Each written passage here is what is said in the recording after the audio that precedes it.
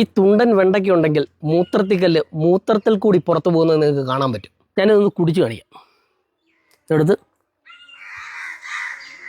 മൂത്രത്തിക്കല്ല് നമുക്കോ നമ്മുടെ കൂട്ടുകാർക്കോ അല്ലെങ്കിൽ നമ്മുടെ കുടുംബത്തിൽ തന്നെ ആർക്കെങ്കിലും ഒരാൾക്കെങ്കിലും ഇല്ലാത്തൊരു സാഹചര്യം ഇല്ല. കാരണം എന്ന് പറഞ്ഞാൽ അത്രത്തോളം മൂത്രത്തിക്കല്ല് രോഗികൾ കൂടിക്കൊണ്ടിരിക്കുന്ന ഒരു സാഹചര്യമാണ് ഇപ്പോൾ നിലവിലുള്ളത്. അപ്പം ഒരുപാട് പൈസ മുടക്കി മൂത്രത്തിക്കലിന് സർജറി വരെ ചെയ്യേണ്ട അവസ്ഥ ഉണ്ടായിട്ടുണ്ട്. കാര്യം മൂത്രം ഒഴിക്കാൻ പറ്റാത്ത അവസ്ഥ വരിക, നല്ല നടുവേദന ഉണ്ടാവുക, ഇതൊക്കെ ഒരു വലിയ പ്രശ്നമാണ്. അടിവയറ്റിൽ വേദന ഉണ്ടാവുക, ഇതൊക്കെ ഒരു വലിയ ബുദ്ധിമുട്ടായി മാറുന്നൊരു സാഹചര്യമുണ്ട്. അപ്പോൾ നമുക്ക് ഒരുപാട് പൈസ ഒന്നും മുടക്കാതെ നമുക്ക് വീട്ടിൽ തന്നെയുള്ള ചെറിയ 1-2 സാധനങ്ങൾ വെച്ച് മൂത്രത്തിക്കല്ല് പൂർണ്ണമായിട്ട് മാറ്റാൻ പറ്റുന്ന ഒരു മരുന്നാണ് നിങ്ങളെ ഞാൻ പരിചയപ്പെടുത്താൻ പോകുന്നത്. അപ്പം ദാണ്ട് എൻ്റെ ഫ്രണ്ടിലിരിക്കുന്ന ഈ സാധനം കണ്ടോ, ഇത് നമ്മുടെ തുളസി ഇലയാണ്.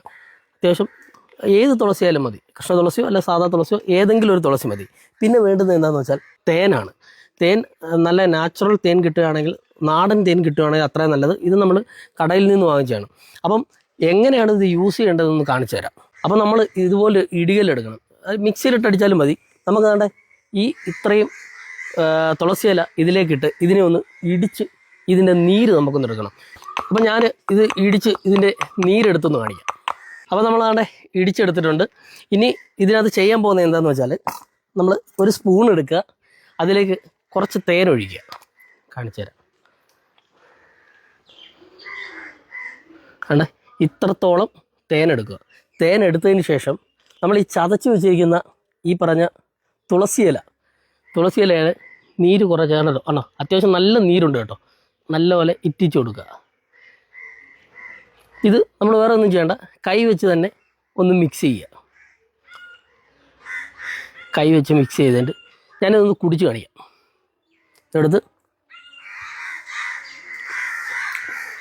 നല്ല ടേസ്റ്റാണ് കേട്ടോ, ആ തേനിൻ്റെയും ആ തുളസിയുടെയൊക്കെ. അപ്പോൾ ഇത് നിങ്ങൾ സ്ഥിരമായിട്ടൊന്നും യൂസ് ചെയ്യേണ്ട കാര്യമില്ല. ആഴ്ചയിൽ ഒരു 2-3 ദിവസം ഇത് തേനും ഈ തുളസിയിലയും ചേർത്ത് നിങ്ങളൊന്ന് കഴിച്ചു നോക്കുക. ഉറപ്പായിട്ടും നിങ്ങളുടെ കല്ല് മാറിക്കിട്ടും. അത് ഒരു കാര്യം. ഇനി രണ്ടാമത്തെ ഒരു ടിപ്പ് ഞാൻ നിങ്ങൾക്ക് കാണിച്ചു തരാം. അതായത് നമുക്ക് അത്യാവശ്യം വേണ്ടുന്നത് ഒരു 3 വെണ്ടയ്ക്കയാണ് കേട്ടോ.